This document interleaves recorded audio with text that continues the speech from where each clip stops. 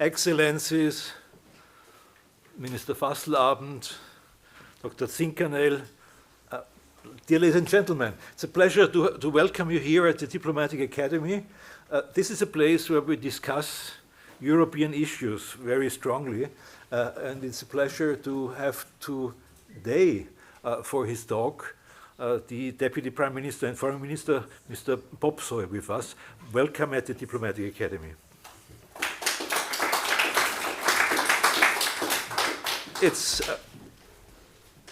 something actually where I should say congratulations to Moldova and to you, because next week there will be the opening intergovernmental conference for the start of the negotiations for the membership of the European Union. And that is something which is a step. We discussed it beforehand. You said there have been already many green lights. So you want maybe to see the aim, the objective. This will take some time, as we all know, but it's good that we made this firm commitment.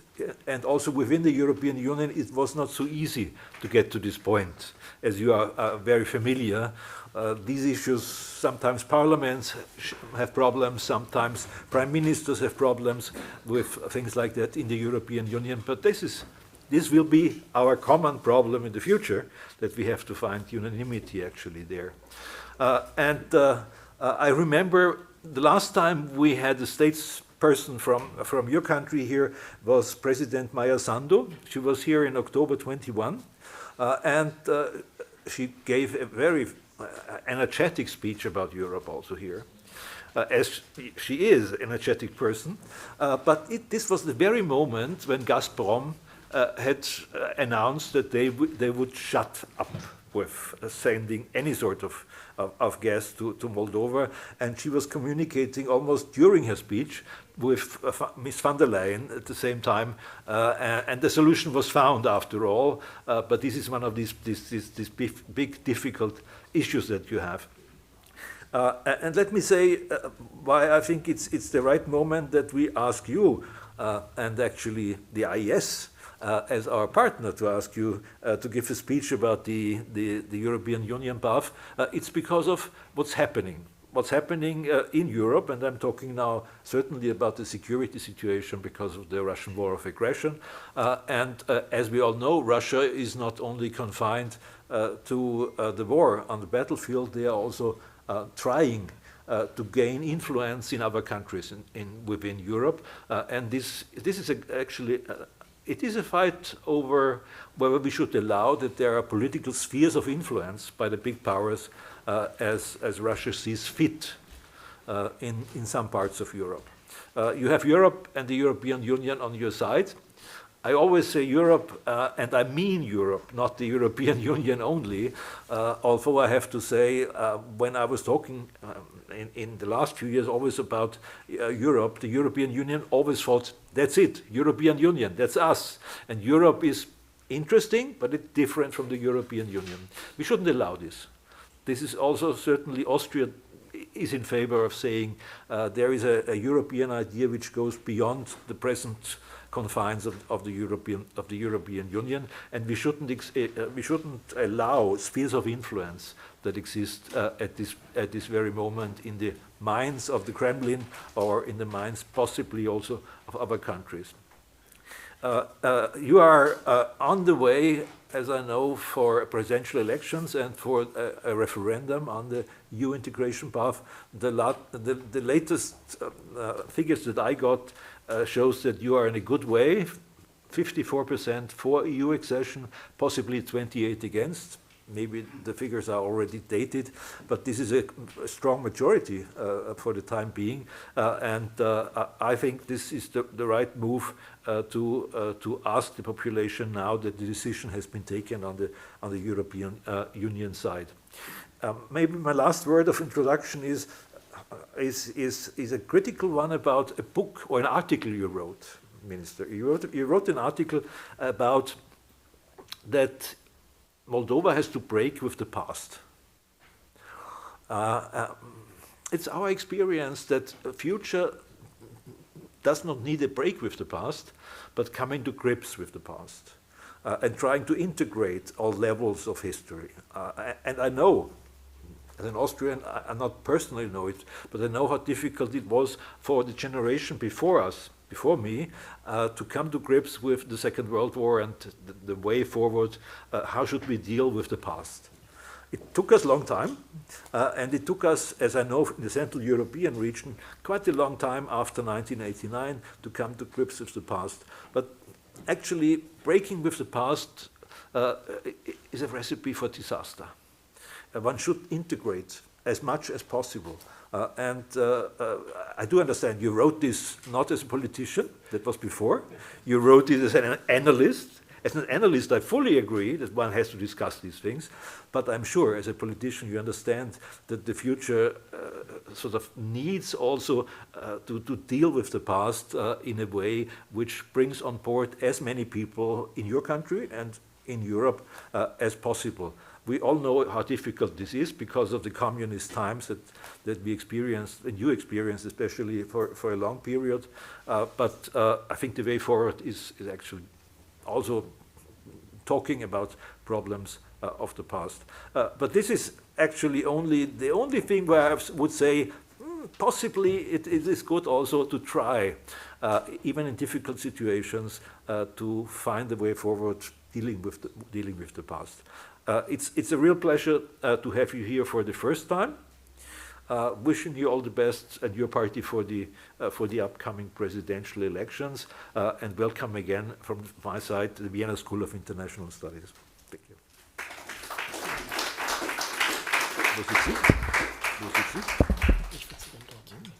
Dear Mr. Minister, ladies and gentlemen, I also want to say a few words of welcome to all of you, and I especially want to express my gratitude and my pleasure that you came here, because in your political or professional career, as far as I know, you started as a political analyst, and you performed in a way that brought you right at the top of foreign policy of your country. For me, it's a great pleasure also to welcome few people from here, because usually we do not start an event at 2 o'clock right afternoon. Usually we do it only at 6 o'clock, and insofar I really have to say that there was quite some interest. We have more than 70 people who tried to come here. Not everybody has reached us yet, okay, but this is, I guess, probably normal. Maybe some even will come. But it's my special pleasure, of course, also to welcome your ambassador. We are cooperating with her in an excellent way. I really want to thank her. And of course also quite some ambassadors from the Austrian side. I have on my list also Gerhard Seiler. I have not seen him yet, but Johannes Eigner, of course. Meyer Harting is an absolute must when we talk about Moldova. Klaus Wölfer, Jakob Forst Battaglia, but also General Weber and some others. It's also a pleasure for me to welcome the new president of Pan-Europa movement, Reinhard Kluczek, and of course a few others like Georg Krauchenberg, Peter Haider, Professor Michailovic, Asfar Rator, and others. This is not a complete list, it's just shall show you also that there's quite some interest not only from the diplomatic side, but from the whole diplomatic community in Austria. Maybe a few words from my side also to the geostrategic situation. If we look back in history, you can see that this piece of land between the Carpathian region and the Black Sea always used to be more or less an entrance door or also an outgoing door. On the one hand, for Greeks and Romans, Byzantine or Ottoman people, at the other side also for peoples that came from Central Asia and from Eastern Europe. And insofar, it always had an enormous strategic position. We can talk a little bit about it from the Austrian position, because due to our history, our borders were not so far away from Moldova in the past, and insofar we learned a lot. Now, of course, this situation, or the situation of your country, has become once more not only highly interesting, but maybe even somehow decisive for the whole of Europe, at least for the stability of southeastern Europe, due to the fact that the war in Ukraine, of course, will decide whether Moscow's influence will reach until the Danube River or not. And the question that everybody is asking in such a case is, of course, what will happen afterwards? What will happen to the relationship of southeastern European countries and Moscow? And insofar, your fate is of highest importance for all of us. Therefore, we really are interested in strengthening our relationships, and not only due to the geostrategic situation, but also to the fact that we are convinced that every nation in Europe has the right to decide itself which way it wants to go. And if you ask me, I mean, due to my analysis, Moldova, Moldau, always used to be part of southeastern Europe, very close to Central Europe. And insofar, I think there should be not a big discussion about it, even when there were periods in history that it looked maybe in a different way. And insofar, it's a great pleasure to have you here. Thank you very much for coming. And now I want to ask you personally to take the floor, and afterwards we will have a discussion that is moderated by Magister Zinkanell, the director of our institute. Please, Ambassador, you will, yes, please, you speak a few words, and then the minister will come. Please. Thank you so much.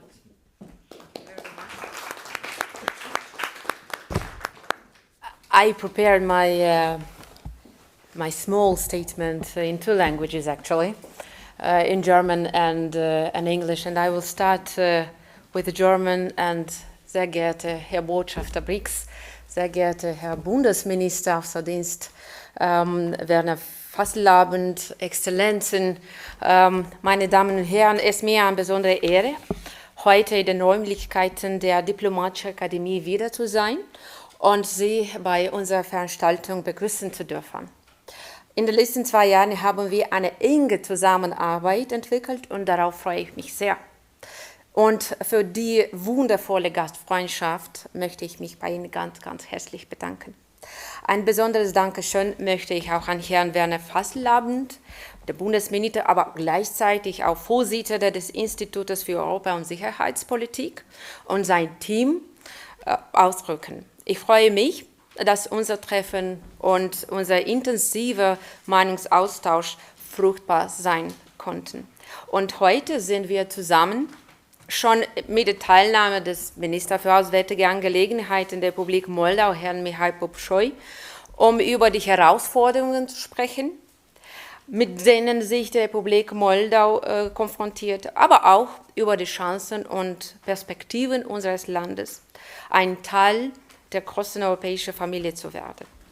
So, ladies and gentlemen, June has a special significance and importance, both for my country and Austria, and I would like to reflect a little bit on that.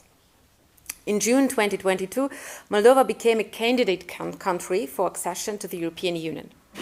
2 years later, also in June 2024, EU agrees in principle on starting accession talks for Moldova and Ukraine.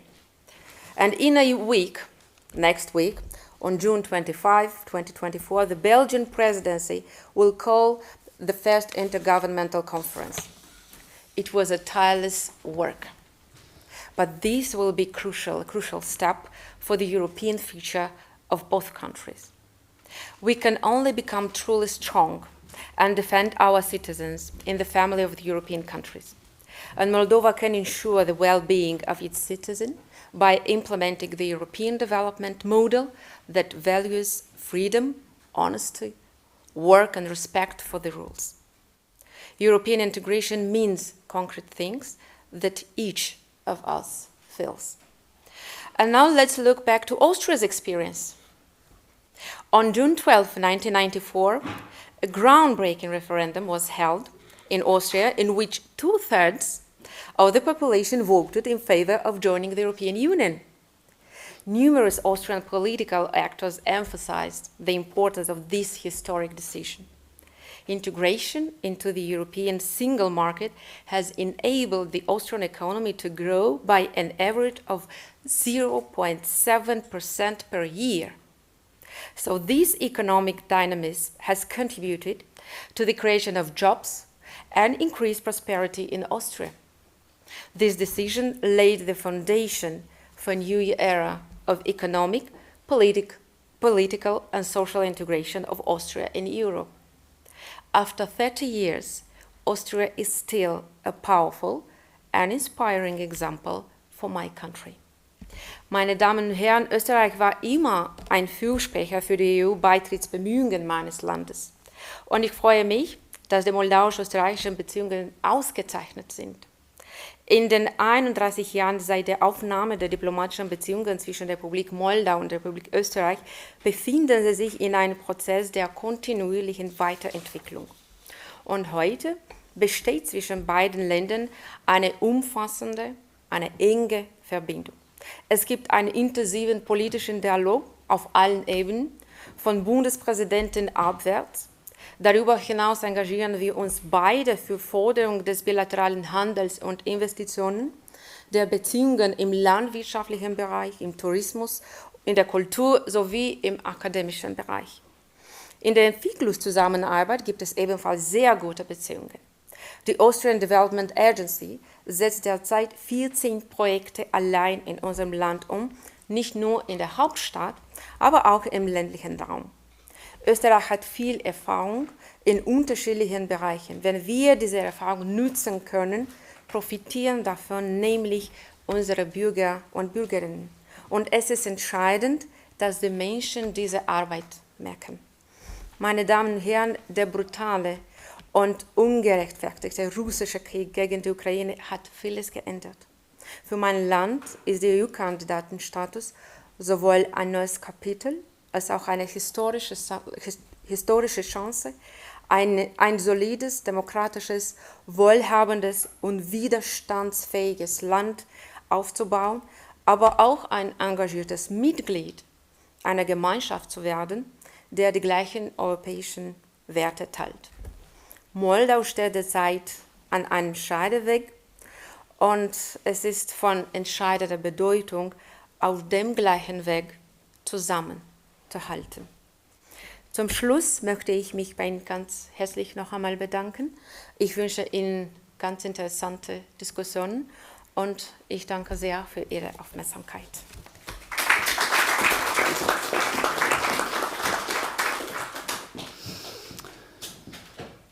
Dear ladies and gentlemen, dear excellencies, it is my great pleasure to also welcome you on behalf again of the Austrian Institute for European and Security Policy, and again to welcome you to today's discussion with Moldova's Minister of Foreign Affairs and Vice Primary Minister Mihai Popșoi. Mr. Popșoi, please join me right away on the stage as we begin our discussion. I'd like to thank especially Ambassador Mocanu for your introductory words, Mr. Brix, Ambassador Brix for yours as well, and of course Mr. Fasslabend too.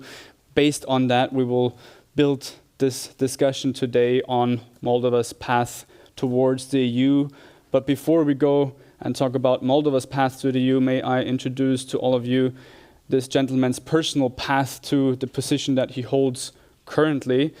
Mihai Popșoi has an outstanding academic career and international academic background. You have studied your PhD in political studies at the University of Milan in Italy. You have a master's degree in public policy from the Central European University, and where you've been studying in Hungary and in the UK, and a bachelor and master degree also in political science from Moldova State University. And it has been mentioned already briefly that you previously, in your previous professional life, have worked also as a political analyst, as a public policy consultant for various think tanks, for various institutions in the UK, in the US, in Romania, and of course, being a think tank ourselves, we very much appreciate that a man from the field, from the political consultancy, has risen through the ranks politically as well. You have held in the past couple of years various prestigious positions as a member, an active member of the Action and Solidarity Party in Moldova, the party that was founded by the current president of Moldova, Maia Sandu. Amongst others, you have been member of parliament, member of the Foreign Policy and European Integration Committee, and also vice president of the Parliamentary Assembly for the Council of Europe, fraction leader, deputy speaker, and now deputy prime minister and minister of foreign affairs since this year. And as it has been mentioned already before, especially by Ambassador Mocanu, the path towards the European Union, it has already started. It has already begun. We have already heard about several green lights that have been passed in this process. The path has started at least when Moldova officially applied for EU membership, just a few weeks after the Russian full-fledged invasion of Ukraine in February of 2022. Then in June 22, the EU Commission, as mentioned, granted and recommended the candidate status, which was afterwards granted by the Council as well. In November 23, there was another milestone. The Commission recommended to open the accession negotiations, which again, as procedure requires, then was again decided by the Council in December 23. And in this lengthy process, the last couple of days, the last couple of weeks have been very decisive, especially this month, as mentioned before, was very sufficient.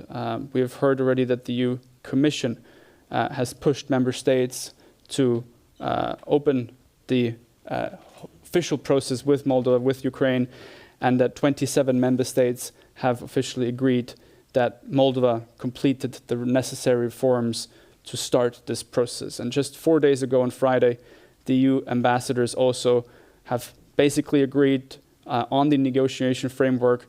The Belgian presidency has just called also for the first intergovernmental conferences, which will be held on 25th of June, which will mark the official start of the accession. Just to give you a small background, and all that, of course, also against the background that the Russian aggressions in Ukraine have also spilled over to Moldova. We can probably talk about that also later, but most importantly also that Moldova is per capita the country that has taken in most Ukrainian refugees over the last couple of years as well. So without further ado, I'd like to end my introduction and hand over to you, Minister, to probably give us your introductory remarks as well on Moldova's path to EU. Where do you see challenges? Where do you see obstacles? But especially, how do you see the next couple of months in terms of the perspectives that we can all hope for and look for? Thank you so much for being with us. Thank you. And it's a pleasure for me to be here. I'm really pleased and thank you the hosts for welcoming me. The Republic of Moldova continues to defy the odds in circumstances that we would not wish upon anyone. But despite these enormous challenges, Moldova is not just muddling through, but it's actually reaching meaningful progress, be it in energy security, be it in justice reform, be it in combating disinformation and consolidating its institutions and its sovereignty, and perhaps most consequential, it is achieving meaningful progress on its ambition, on the legitimate craving of our citizens to be members of the European Union. And no matter how hard the Kremlin is trying to hold us back, to hold us hostages to our history, our geography, we will not be deterred. And thanks to the support of our citizens and the support of the international community, Moldova has reached significant progress. Because if you would have told me 3 years ago that Moldova, in a short period of time, will no longer be dependent on Gazprom for gas, I would tell you that this is impossible, because the European Union was nudging Moldova to unbundle its energy sector for over a decade now. It was just so difficult, and politicians kept kicking the can down the road. Well, now that is done. Now we're in the process of building high voltage lines to connect ourselves to the Romanian energy grid, that is the European energy grid. So we are no longer ever put in the position that we were 2 years ago. When the Russians pushed us with the back against the wall, we had absolutely no alternative for gas and electricity. The prices went up 500%. And the Kremlin counted that we are going to buckle, that we are going to fail, just like they counted on Ukraine failing in 3 days. But let's be honest, not just the Russians counted on Ukraine failing in 3 days. Many of us in the international community were not giving enough credit to Ukraine's capacity to resist, but they did. And they continue to resist and keeping not just themselves safe, but also Moldova safe. And we, in turn, will do our utmost to help Ukraine. As Michael mentioned, we did provide and welcomed the largest number of refugees per capita. We opened our education system, healthcare system, labor market. We provide everything we possibly can from our modest means. We provided the solidarity lanes for Ukraine's exports and imports when the Black Sea was blocked. We provide humanitarian aid, anything and everything we can possibly do, because we know for a fact, and this is not at all abstract to us, that Ukraine's capacity to resist is something that keeps Moldova safe. And the anxiety that Moldovans are going through is incomparable to the suffering and horror that Ukraine is going through every day. Just 2 days ago, I was in Odessa, and I cannot be more in awe with the courage and the determination of the Ukrainian people to stand up for their territory, for their kids' future. And the fact that we are also able to move onto the European integration path, it's only a testament to this determination. But again, in Moldova, we didn't just wait and hope that things improve. We took action. And just like a few years ago, it felt impossible that Moldova was, it seemed like it was going in the wrong direction. An oligarch was controlling the country with an iron grip. Democracy was failing. Democratic institutions were being hollowed out. The $1 billion was stolen from the Moldovan banking system, 12% of GDP. It felt like Moldova's future is doomed. But you had a person that was formerly a minister of education that built strong political capital on combating corruption in the education system. They created a small team of young people, and the oligarch really made us a favor by not taking us seriously. He was calling us backpackers, hipsters. He felt like we were not a threat to his grip on power in Moldova. Well, he is no longer in power, needless to say. The de-oligarchization in Moldova is finished. We have no more oligarchs in Moldova. But we certainly need to work harder to make sure that we don't end up in a situation where Moldovans feel like the oligarchs spending the money that they stole from the Moldovan citizens, spending this money to destabilize the country and to undermine Moldova's European future is nothing short of adding insult to injury. We are working hard now not just to consolidate our democratic and rule of law institutions, but also we are working hard with our partners to not allow this feeling of impunity that some of these oligarchs have enjoyed. Like Ilan Shor, who spent quite some time in Israel, and we've been begging, for lack of a diplomatic term, our friends in Israel to extradite him, or at least to convict him and imprison him in Israel, because he was convicted to 15 years in prison in Moldova by the Court of Appeals for the $1 billion fraud. Didn't quite work out. Now he's in Russia, feels a sense of impunity, and is using the very cash that he stole and infinitely more that the Kremlin is more than happy to provide to destabilize Moldova, to cause trouble, to undermine Moldova's sovereignty and Moldova's European path. The same goes for Plahotniuc, the other oligarch, who is allegedly in Northern Cyprus, sanctioned by the international community, but also Moldovan justice system is struggling to make sure that even if the money that was stolen from our citizens is not recuperated, at least the culprits of these heinous crimes that have left Moldovans poorer than they already were, at least they would be brought to justice. But the international sanctions regime is doing its job. Just the other day, the Bashkan, the governor of the Gaguz autonomy, that bought her way into the position with the money from the oligarch, was sanctioned by the United States, and will continue to work with our partners to not allow this sense of impunity to these oligarchs. So Moldova is progressing, and no matter how hard the Kremlin will try to hold us back, we'll continue to double down on the democratic reforms, on the efforts to combat corruption in Moldova. And just the last 2 years, we improved 40 positions in the Transparency International Corruption Perception Index. It's not something that I can really run on and be exactly very proud of, because we are still 76 in the world, but we were 100-something. 40 positions improvement is significant, but there is still a lot more work to do. But there are some statistics that we are doing even better, and we are doing better than some EU member states when it comes to women participation in politics, women empowerment.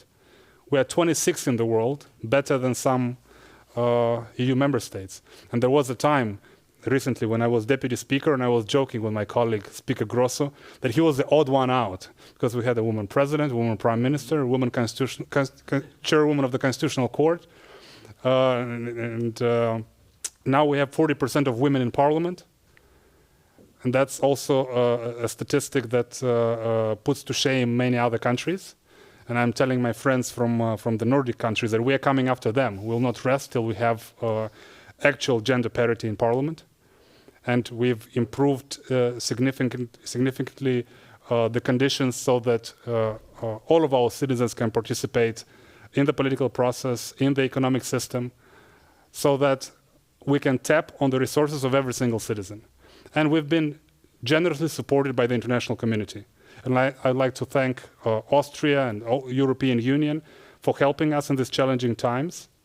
And my message is that no matter how much gratitude we feel for the aid that we receive, we are really looking forward to investments.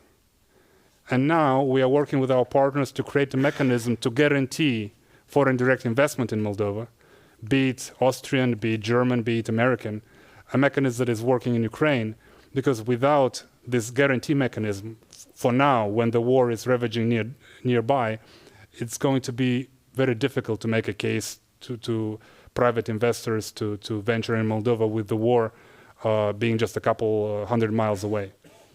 But we are doing our utmost in Moldova to make sure that we're improving the business climate, that we're improving the rule of law system, so that we can advance not just on the European path, but also create the proper conditions for economic development.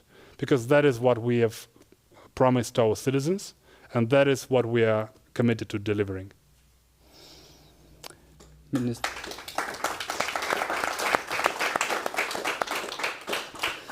Minister Popșoi, thank you very much for these inspiring remarks. You have already mentioned and touched upon also, of course, the Russian influence. We will go into these details, but first of all, allow me please to address a question more on the technicalities, on the expectations for the continuation of the process of EU accession, especially when it comes to the negotiation framework, which is going to determine the exact path and how it's outlined, the path of EU enlargement, the road ahead.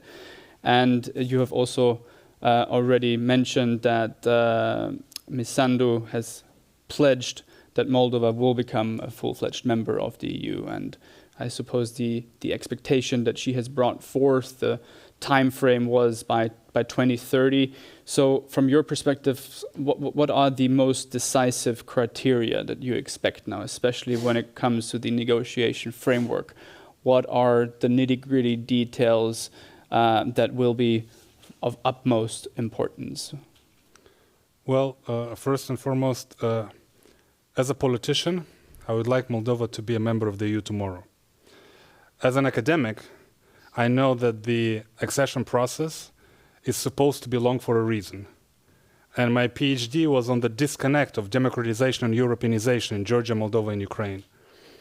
And not just as an academic, but as a citizen of Moldova and someone who is familiar close with the developments in Ukraine and Georgia, you need to have the proper guardrails in place. And there is no better guardrails for democratic consolidation than the EU accession process. Of course, we would benefit a lot from a speedier accession, but we have cases where accession process did not guarantee that democracy remains consolidated. We don't want to end up in a situation where the hard-earned achievements of democracy taking root in Moldova being undone in a short period of time, or democracy unraveling by it not being consolidated enough. So we will take our time. We're not asking for any shortcuts. We know that we will need to carry out all the difficult reforms, and there is no way to sugarcoat it. One of the #1 challenges for Moldova is justice reform and combating corruption. Yes, we have a number of challenges across the board.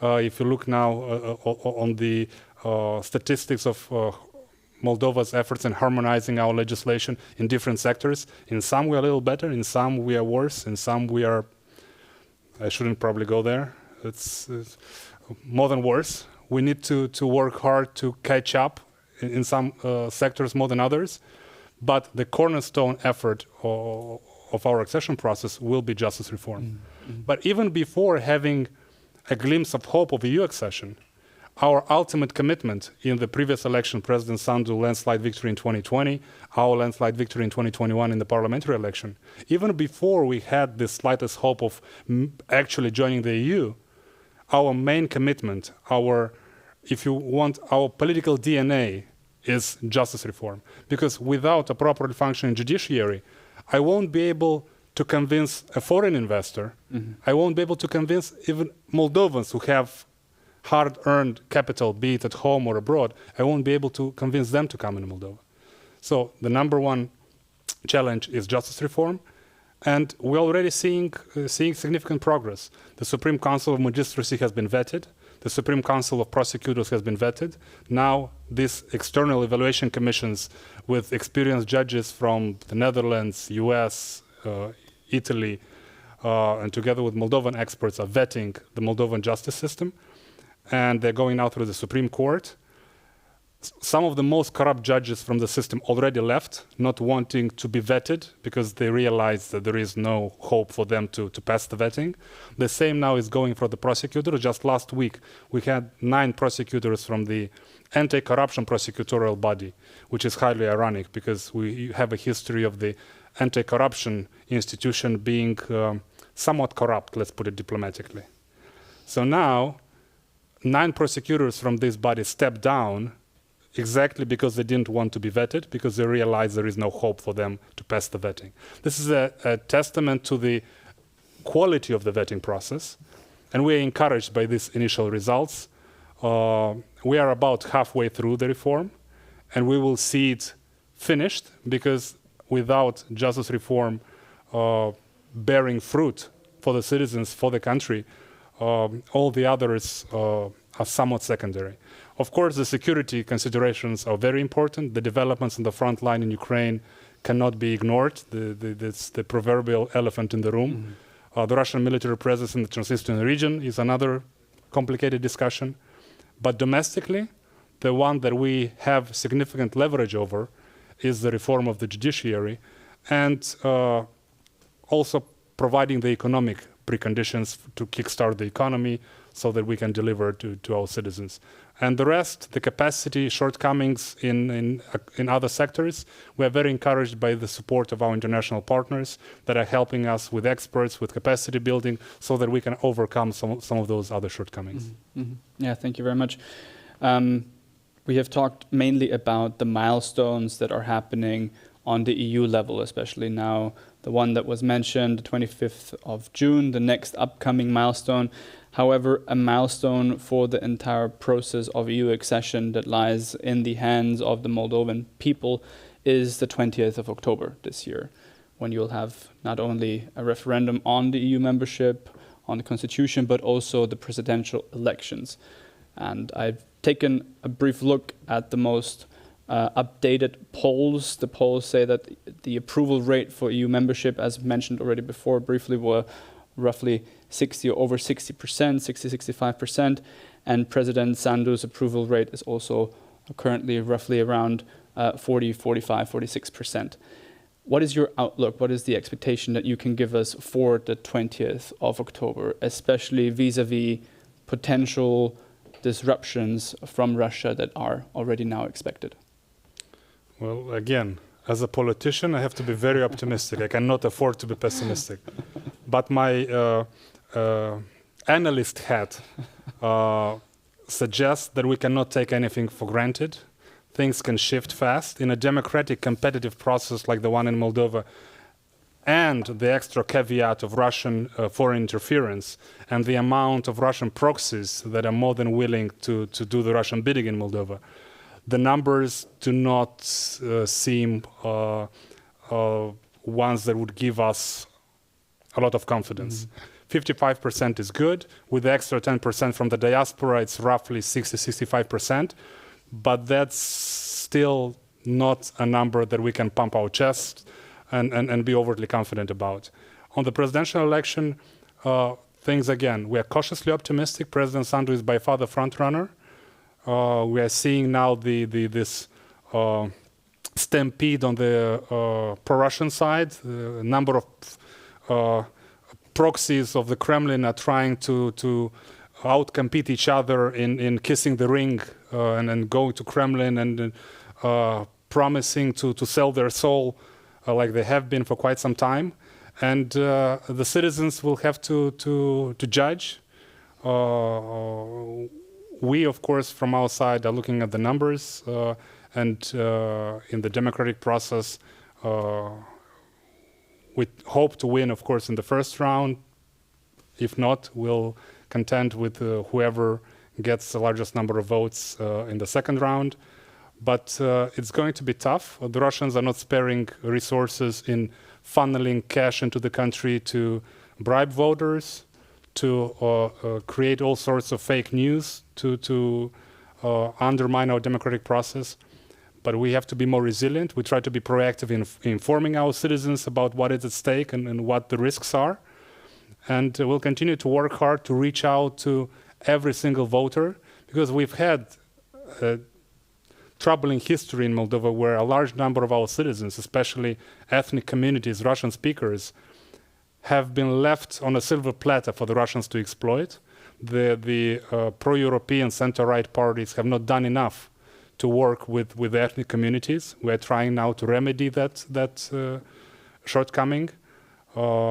And we'll continue to do that, because every single vote is important, and we are now in the starting of this big communication campaign, because sometimes it's painful to witness when in a region, for instance Gagauzia, but it's also true in other regions that have benefited from so much European assistance, taking their kids to a kindergarten that was built with Romanian public funds, walking on a road that was built with Turkish taxpayer money, working on a small enterprise that was opened with European or American funds, but voting for the Kremlin and praying to Putin like he's the Lord and Savior, because this assistance was not internalized.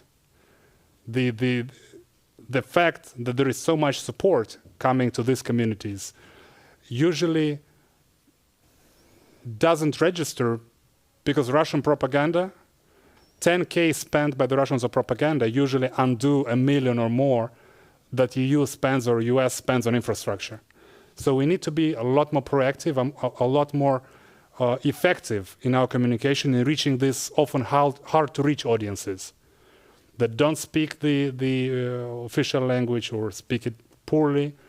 that are not necessarily engaged in the public discourse, but we need to reach out to them, because otherwise we feed this feeling of alienation, this ghetto mentality that the Kremlin is so instrumental in exploiting.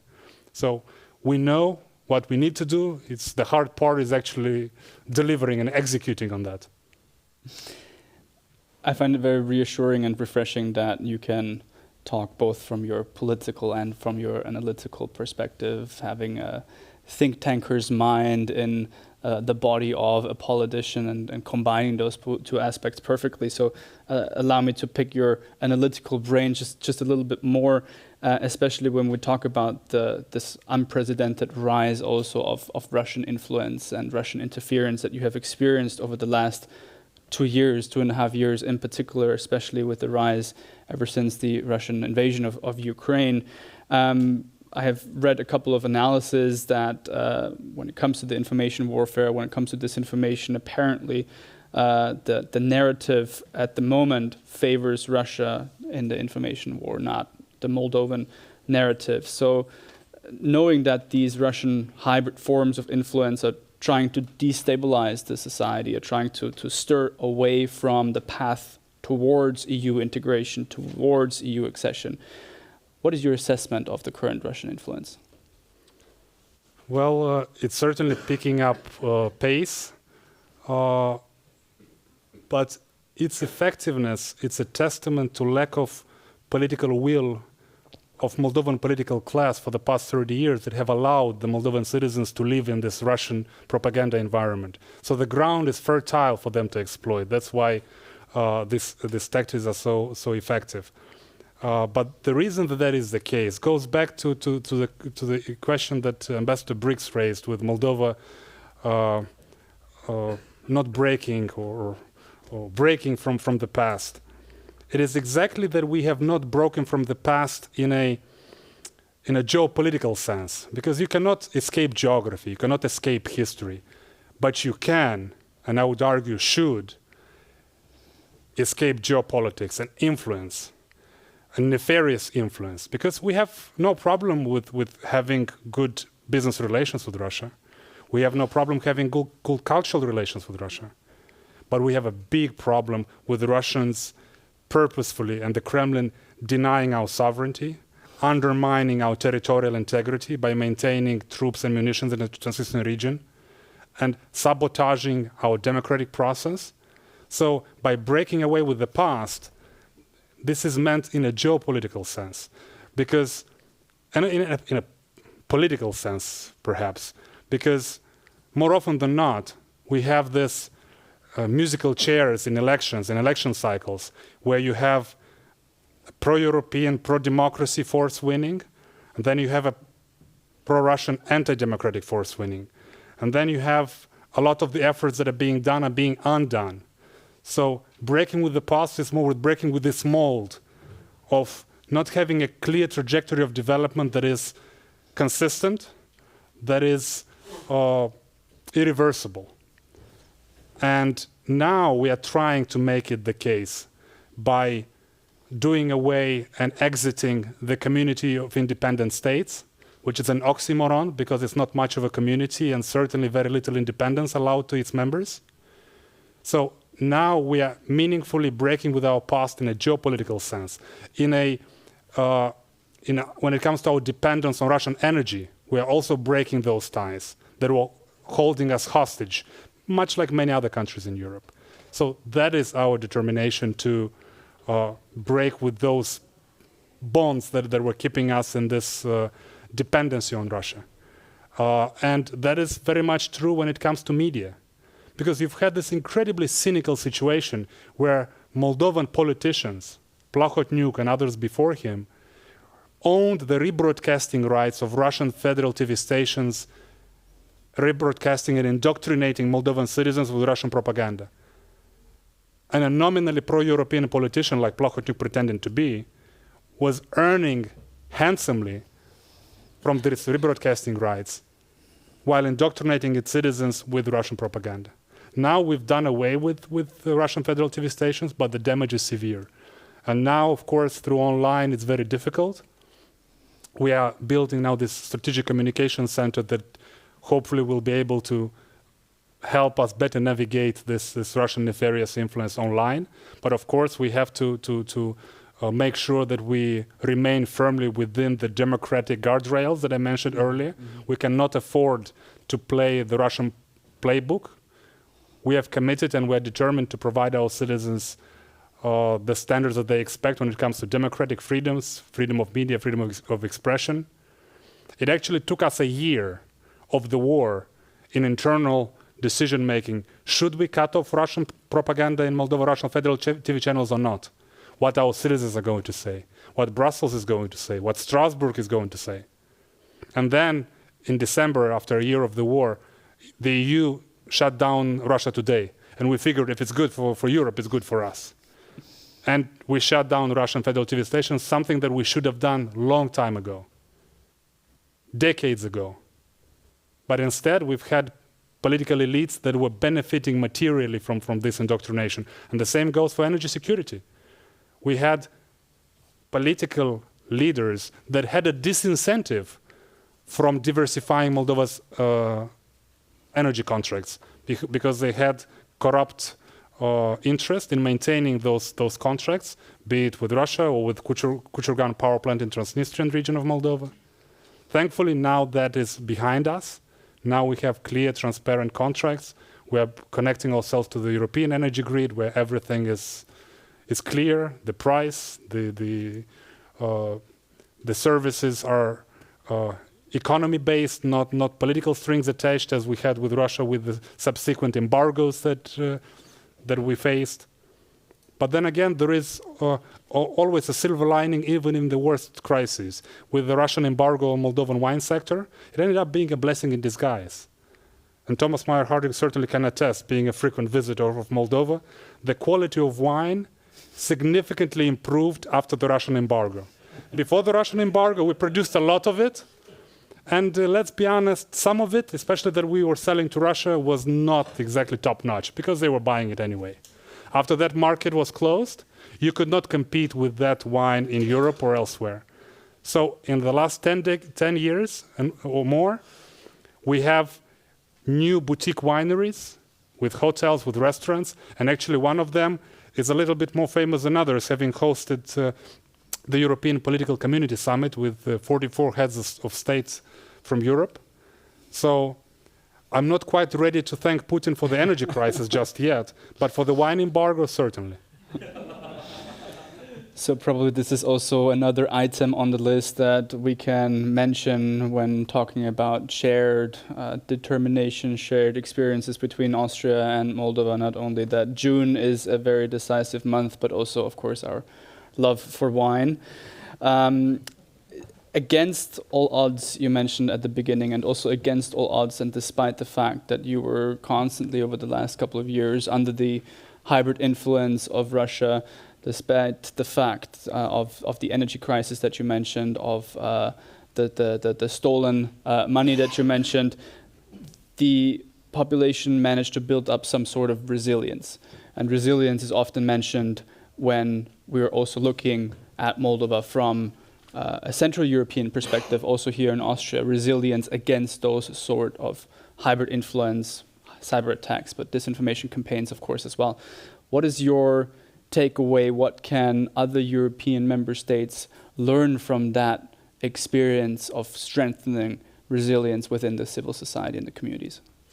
Well, first and foremost, it is in the best interest of our partners in the free world to help us when it comes to combating Russian propaganda and Russian hybrid tactics in Moldova, because we are a petri dish of Russian hybrid tactics.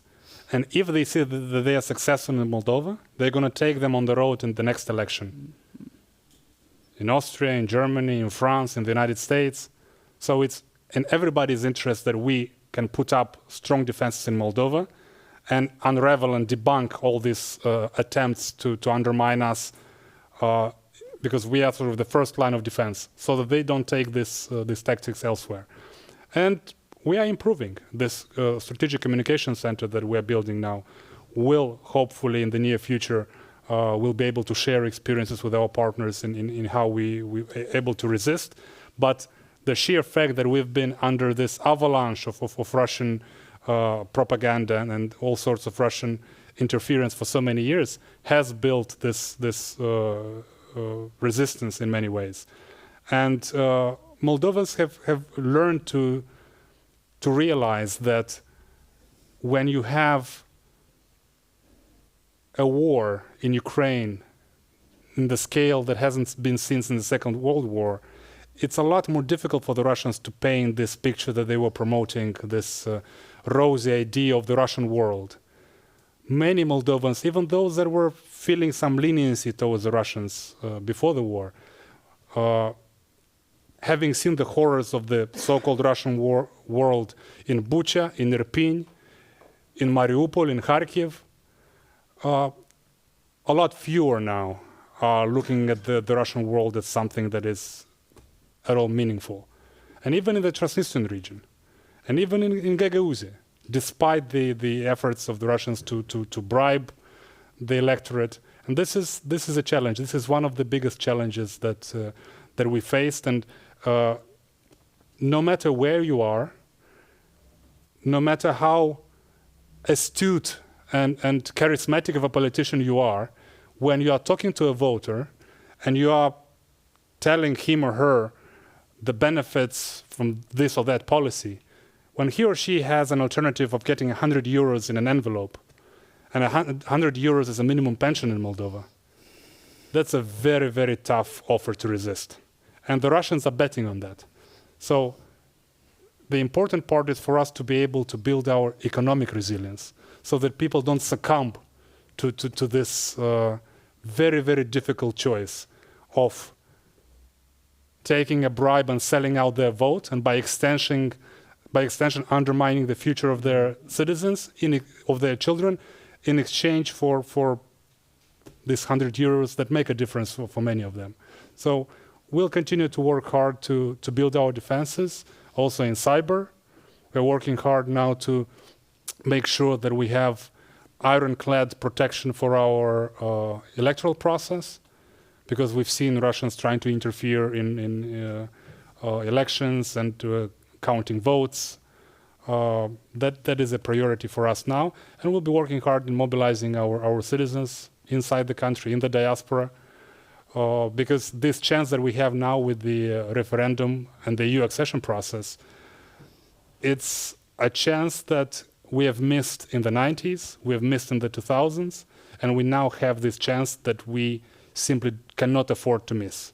And our citizens are aware of that, but we have to work hard to make sure that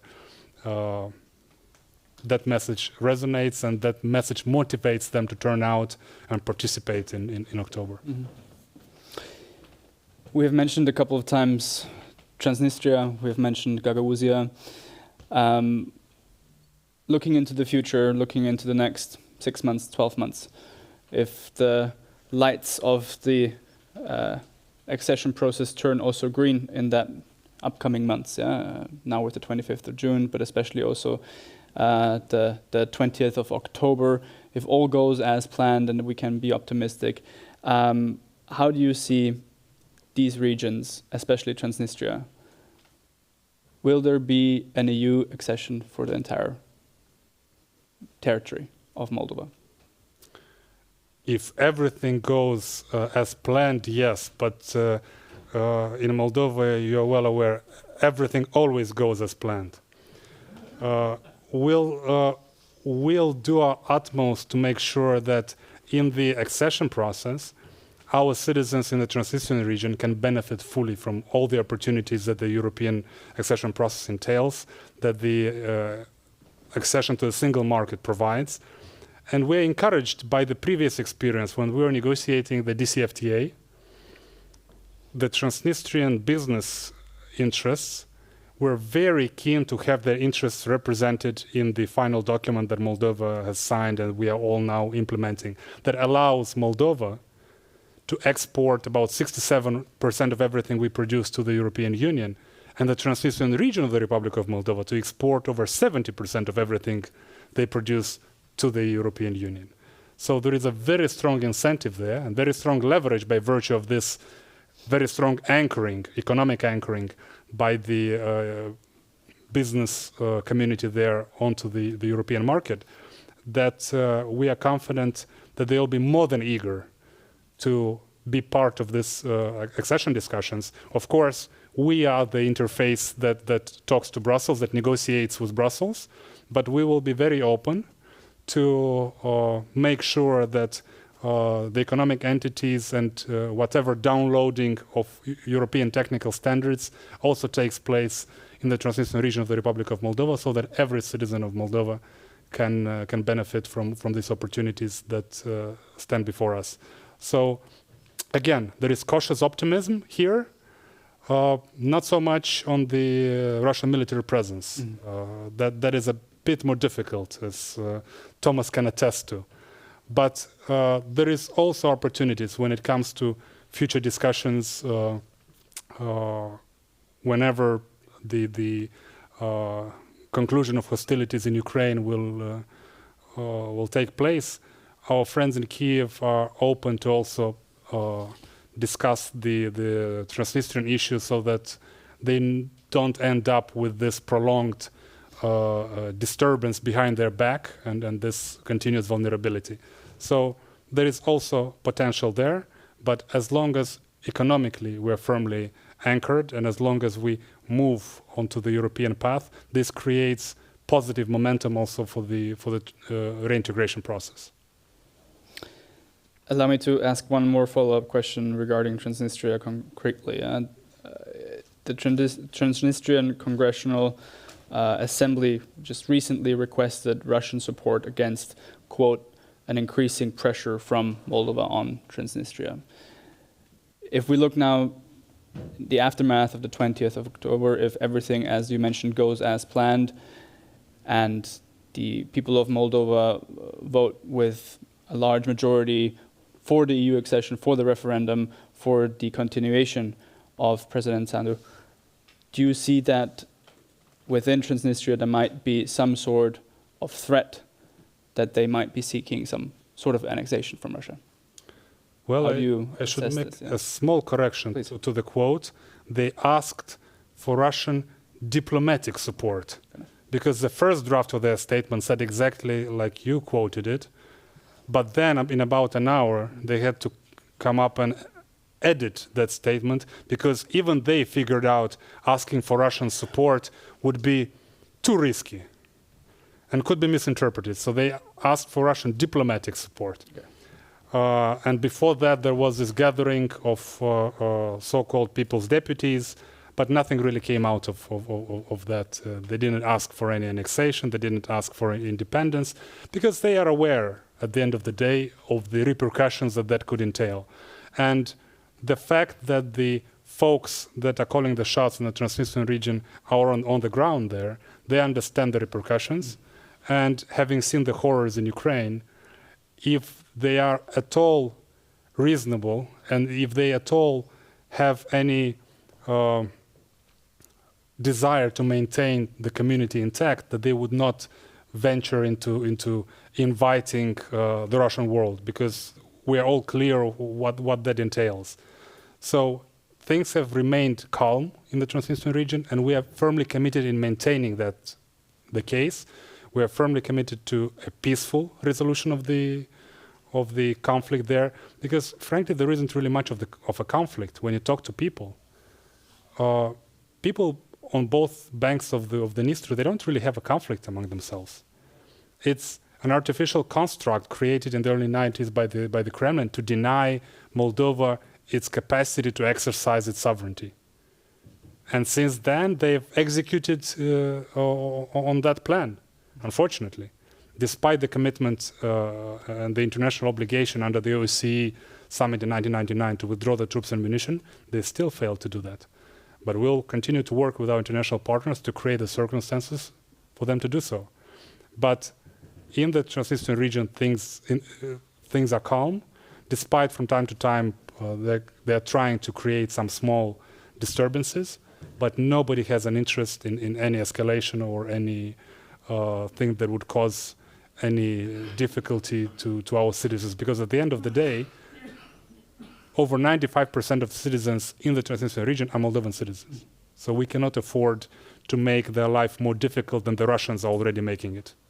Because the Kremlin and Putin doesn't care about the residents of Transnistria, much like it doesn't care about Russian speakers in Kharkov or in Odessa or in Mariupol. We care about our citizens, and we'll make every effort to make sure that we provide every opportunity and every benefit from the EU accession and maintain the stability and the peace in the entire Republic of Moldova, including the Transnistrian region. When we were talking about EU accession, EU enlargement within Central Europe, within Western Europe over the last 10, 15 years, was always or many times associated with the term fatigue, enlargement fatigue, especially because we all know the enlargement stalemate in the Western Balkan region. And therefore, my question would be to you, if you could give a couple of recommendations to the EU institutions, but also to your own government in a self-critical way, what would be the best strategy to avoid a Balkan trap when it comes to Moldova's accession? Well, there is no recipe other than delivering on the reforms, making sure that there is no democratic backsliding, there is full living up to the commitments that you make, and fatigue is more of a external effort. For the members in the Balkans, it's more about disillusionment, about the lengthy process, but about the fatigue with the enlargement within the EU. I mean, that's a difficult concept in the context of Ukraine, because when you hear about fatigue in Europe in the context of enlargement and where Ukraine is also a candidate, as long as Ukraine is not fatigued in defending itself and defending Europe, it's almost cynical to talk about fatigue in, I don't know, Paris, Berlin, Vienna. If the men and women on the front line in Ukraine are not fatigued, then we certainly cannot afford to pretend to be fatigued. Whatever costs there are, they are insurmountably smaller than if we fail to live up to our principles and defend internationally recognized borders. Because if Ukraine, God forbid, fails, or if it were to fail, like some predicted in 3 days, Moldova was clearly next, and then it is anybody's guess. In a moment of weakness for NATO, the Baltic countries, it's anybody's guess what would happen next. And you don't have to have a PhD in history or political science to know that aggressors and bullies are emboldened by signs of weakness. So enlargement clearly shows that the values are there. The support for Ukraine now that we've seen, albeit a little late from the US Congress, is also there. Now the G7 decision this week is also having this clear long-term commitment, the long-term buy-in that is supposed to indicate the Kremlin that the Western world, the free world, is serious about defending the international rule-based order. And we can only hope, because in Moldova, hope often is the main strategy. Sometimes it's the best thing we have. But that has worked well for us. We've been hopeful, and we've worked hard to be able to capitalize on the opportunities when they arise. So you do expect that also the European institutions, that the capitals will also deliver on the promise and on the expectation they're now giving to Moldova and to Ukraine? I very much appreciate, even though it was perceived by some as somewhat ambiguous, but I personally appreciate this concept that the EU put forward, and Commissioner Hahn, more for more. It's only fair. And of course, the corollary that comes with that, which is not spelled out, but it's can be read between the lines, less for less. It's only fair. And we expect that our partners will reciprocate as long as we make the hard effort in delivering on our commitments, that will be reciprocated. We don't ask for any special treatment. We ask for the commitments that we make, the agreements that we convene.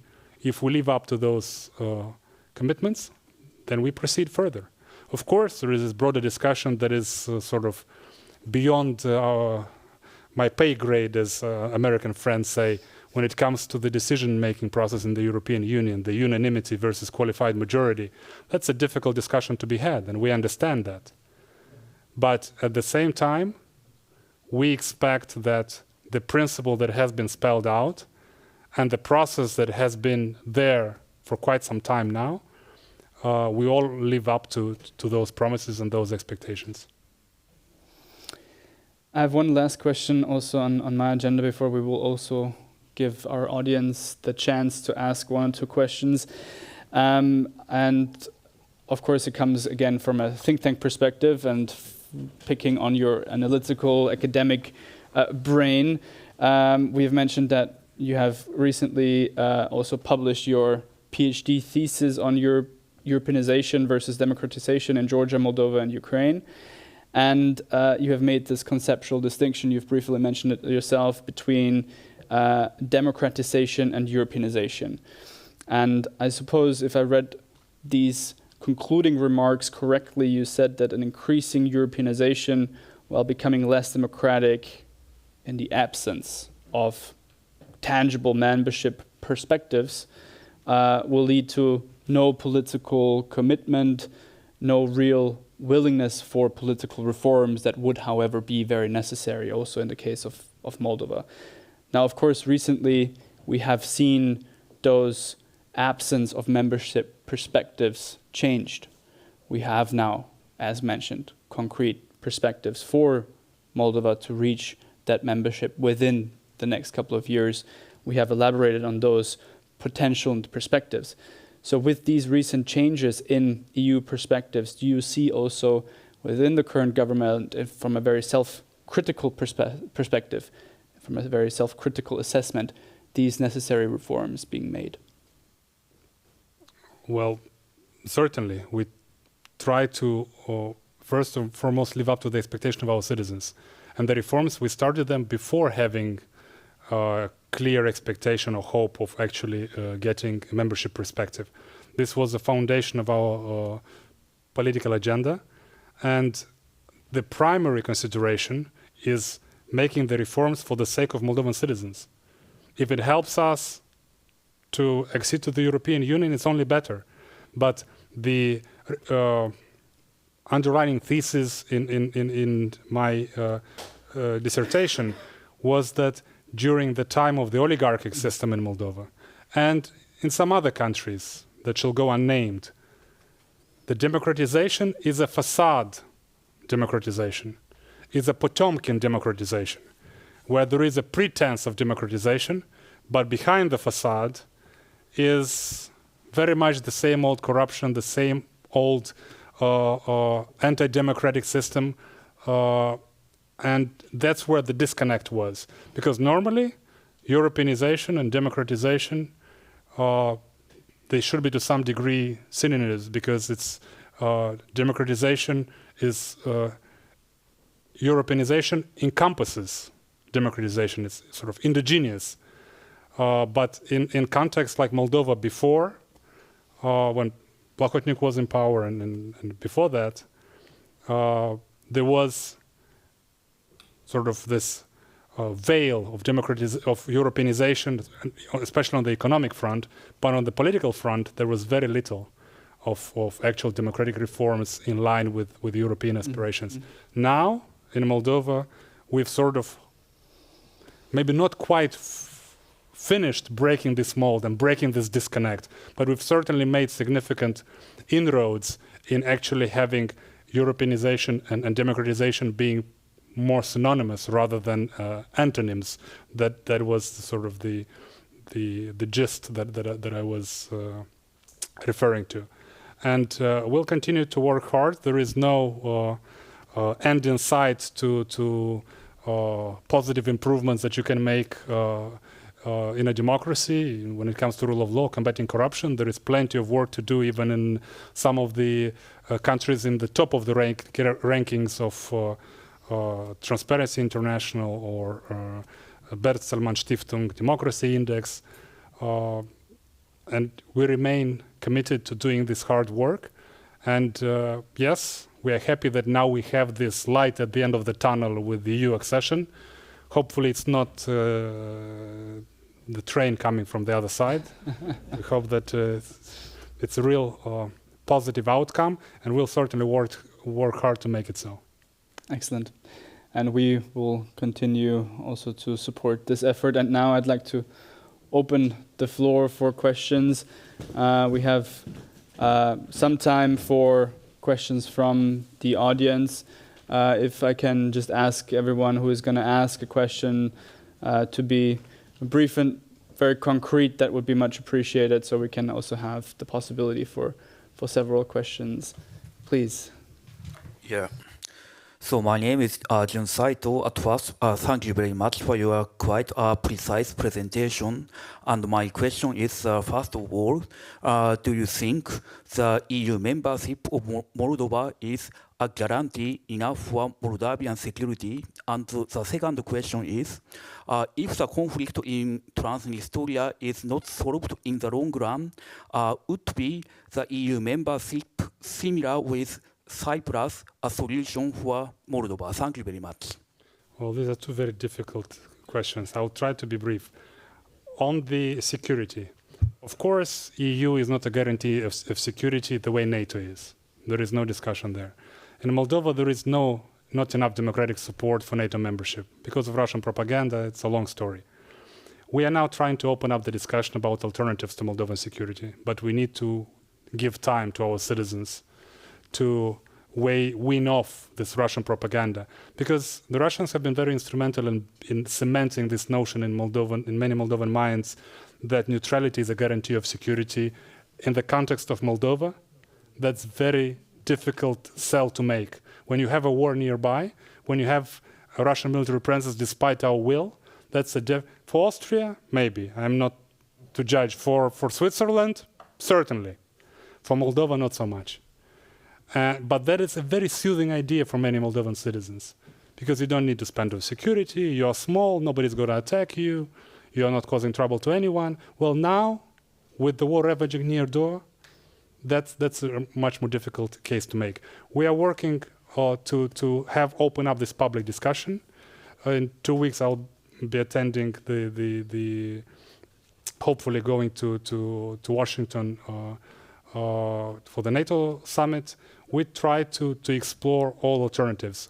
Of course, this is something that is for more long term, because currently only about a quarter, maybe a third, if we are optimistic, of Moldovans support NATO membership. So we are encouraged by the discussions that are happening now in Brussels about stronger consolidated cooperation in the EU on the defense. And we certainly want to be part of those discussions as a candidate country to be part of the logistics lines of this further integration when it comes to security and defense. On the Transnistrian region and the Cyprus precedent, well, some of our friends in Brussels are telling us that Cyprus precedent stands, although we cannot expect and build our policy on that. We cannot rely on being able to accede as a full member with the conflict not being solved. But if our partners in Brussels would make it a precondition, then that would provide the Kremlin leverage. So we are thankful and we are encouraged by our friends in Brussels not making this a precondition, quite to the contrary, saying that, yes, perhaps there is the Cyprus precedent, and potentially there is also an opportunity of joining without necessarily having the conflict solved. But we don't count on it, certainly.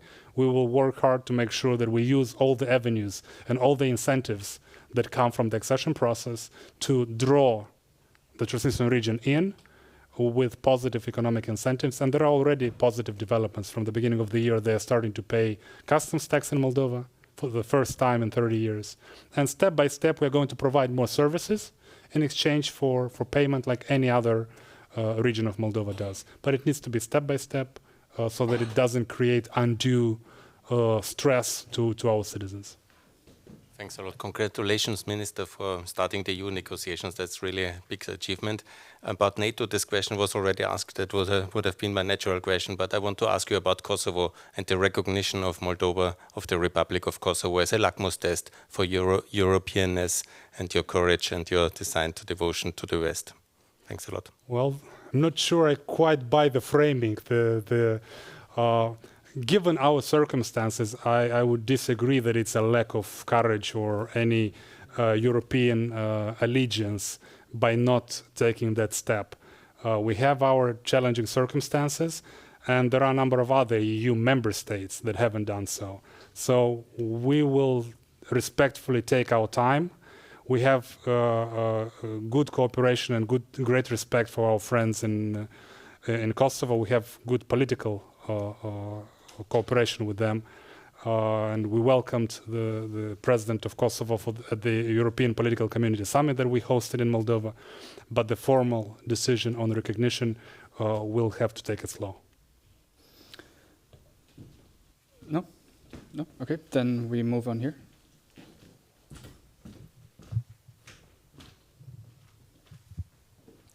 Thanks for a very good presentation. As a former vice president of ABC Television, I'm interested in your disinformation center and how far along it is. I think it was announced at least a year ago. And I'm curious to know if you're going to use assistance from EU, US, or where the experts are coming from. And will part of it be trying to educate your citizens, your voters, about media literacy, disinformation, and that kind of thing as well? Thanks very much. Certainly. The long-term effort is, of course, educating our citizens to be able to discern what is propaganda, what is disinformation. But in the short term, this entity will navigate the online sphere and trying to identify these malign influences and trying to remedy them, but also help us building counter-narratives. Because in a propaganda war, more often than not, you cannot, in a democratic setting, cut it off completely. So the best chance you have is to have an open debate and try to combat these narratives with narratives of your own, honest, factual-based, that would hopefully resonate with citizens. And those are the capacities that we are building at this center with the help of our partners from the EU, from the US. Certainly we have the support in place. It's just a matter of finishing this building process to have the capacity in place to deliver on the mandate of this center. It's a work in progress. We're building it based on the experience of some of our friends in the Baltics, adjusting it to our reality, and hopefully in the near future we'll be able to share experiences with other partners. Mr. Grauenberg, please. Grauenberg, former commercial councillor for the region, also Moldova wants responsibility. It's great you got rid of the dependence on the gas from Russia. What about electricity? You mentioned some connections to the Western grid, but I think the main production is still in Transnistria for electricity and heat for Chisinau. So I just wonder what will be in the future. And then you mentioned diaspora, and the diaspora is enormous. And a lot of workforce, Moldovan is working somewhere else. So how do you cope with it? And are you concentrating in some areas like IT? Thank you. We do. We have a booming IT sector, and we actually have some Austrian investors in our IT sector. And one of the main challenges is actually lack of labor, lack of people, because once they get some experience, many of them leave for Europe and elsewhere. But we're also working hard now to create conditions and create incentives for at least some of our fellow citizens from the diaspora to come back home and help the country. It's a tough sell in the current circumstances, as you can imagine, but we will not be deterred. We'll work hard, and I will continue to make this plea after we conclude our meeting here with the meeting with Moldovan diaspora here in Vienna. With the electricity, we are building the high voltage line, one of them. We'll need another one in the north, and then perhaps another one in the center to be fully integrated into the European energy grid, so we no longer depend at all on the power generation in the Transnistrian region, so that we can buy all of our electricity from the European Union. We have about 20% generation capacity domestically. We want to grow that capacity by having green energy, by also reducing our consumption by insulating public buildings. So we have all these big projects running now. But the main project is to have this big interconnectedness with the European Union. And then we will be completely disconnected from our dependency on Russia and the extension, the production in the Transnistrian region. So there is significant progress being made, and on gas I mentioned that we've already achieved total independence, and we can buy gas. Just the other day we bought gas on the international market, and it was cheaper than what our contract with Gazprom would have provided. So choice matters, and choice makes a difference. So there's more efforts also in diversifying your energy supplies for the future as well. Sure. Yeah. There's a question here, and then Lawrence Kettle. Sorry. Yeah. Okay, I didn't see that you have a question too, but please. Yeah. We can also then collect 2 or 3 questions, maybe. Oh, Lawrence Kettle. I'm with the Austrian Institute for European and Security Policy. Thank you, Deputy Prime Minister. I just wanted to, a lot of my questions that I previously had already got answered or have already been answered by you. So but I do have one regarding Transnistria. You said the differences between Moldova and the Transnistrian region was a creation by the Kremlin to deny Moldova its ability to exercise its sovereignty. Rather a controversial question. Do you argue the same? Could that be also applied to your neutrality? Because neutrality was imposed on you by... The answer is yes. Wow, that was a quick response. Because it was imposed on you constitutionally by the Russians in order to gain it. And so with the war in Ukraine, has there been a shift, not necessarily of the public to join NATO, of course, but has there been a shift regarding maybe we should rethink the constitutional position of neutrality? And before you ask if I also think the same thing applied to Austria about was it limiting its sovereignty, yes, in my personal opinion, it was. Well, you're perfectly right. In the early 90s, the neutrality status was imposed on us, and Moldovan elites back then were hopeful, or maybe a bit naive, that would shame the Russians into withdrawing the military presence and the munitions. But needless to say, that didn't happen. And the Kremlin since then has made almost a fetish out of Moldovan neutrality, being the biggest, pretty much the only promoters of Moldova's neutrality, while being also the only ones that have been consistently violating this neutrality by maintaining troops and munitions in Moldova. That doesn't make a lot of sense, but then if you are aware of the situation in Eastern Europe and Russia's modus operandi, then it makes perfect sense. Unfortunately, even the horror that the Kremlin is causing in Ukraine has not shifted enough the perceptions in Moldova. Even more so, in 2014, after the annexation of Crimea, from about 25% support for NATO, it jumped to about 35%. And then the next year, it went back to about 27%. But Moldovans can be excused, because the same is probably true about the whole of Europe. Because I remember myself, my first participation in the Council of Europe as a new member of parliament in 2019 in summer, when Russia was welcomed back into the Council of Europe. after 5 years of the annexation of Crimea. A slap on the wrist, kept in the doghouse for 5 years, and then business as usual, forget and forgive. If that's not appeasement, I don't know what is. And when it comes to Moldova's neutrality, it's a difficult discussion. It will take us time to have this long, difficult public discussion in Moldova, because the wall of propaganda is so thick that it'll take us time to persuade enough citizens to change their mind. And maybe they won't. I mean, I cannot predict the outcome of this long debate. We could end up after 10 years of this very robust discussion, and majority of Moldovans will still consider that neutrality is the solution for security. And even though I would disagree, I would have to accept the democratic position of the majority of Moldovan citizens. The lady in the second row, sorry, I didn't see you before. Thank you very much. I just wanted to ask this question also.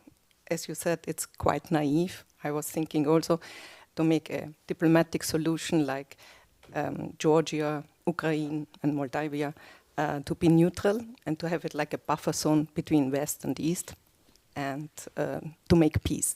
And I wanted to ask you actually, in your opinion, political or analytic, has Georgia the same situation like your country?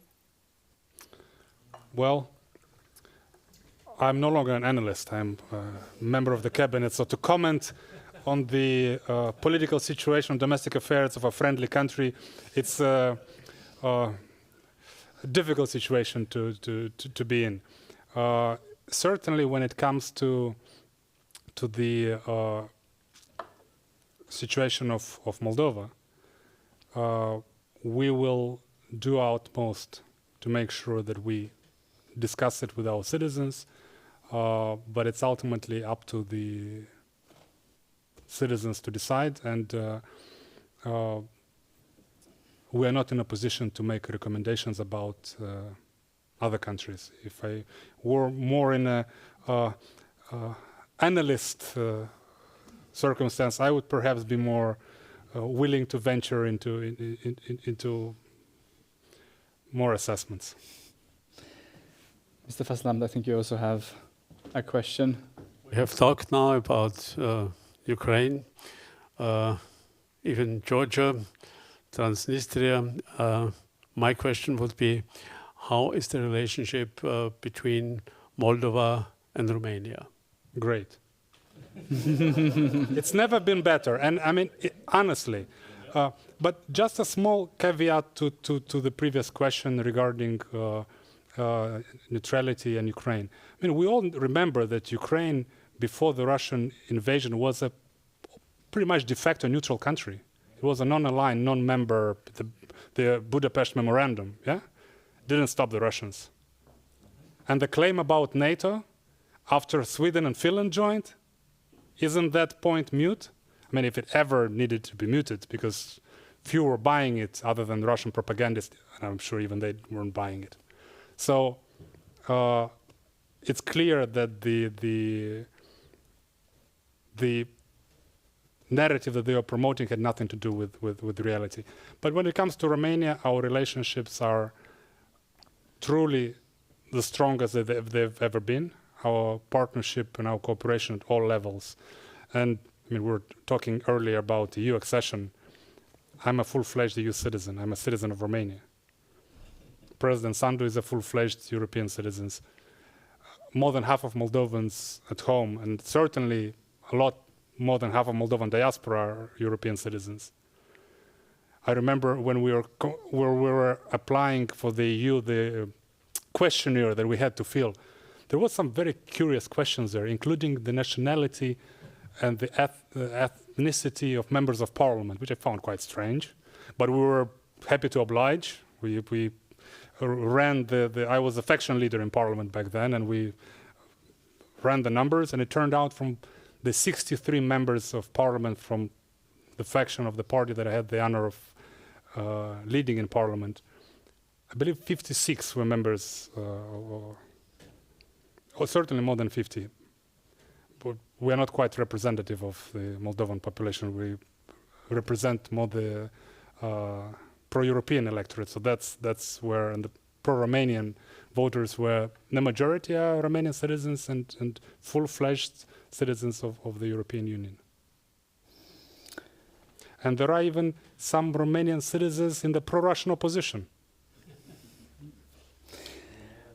Minister Popșoi, thank you so much for speaking with us today, for elaborating the path towards EU accession, the challenges, but especially the opportunities. I suppose that we have all now a more clear but also more optimistic outlook, and we will certainly follow the developments in Moldova very closely, not only but especially from a think tank, from an analytical point of view. We do wish you already now all the best for the 20th of October, and thank you very much for being with us and for taking the time to speak to us today. It was really a pleasure. Thank you. Thank you.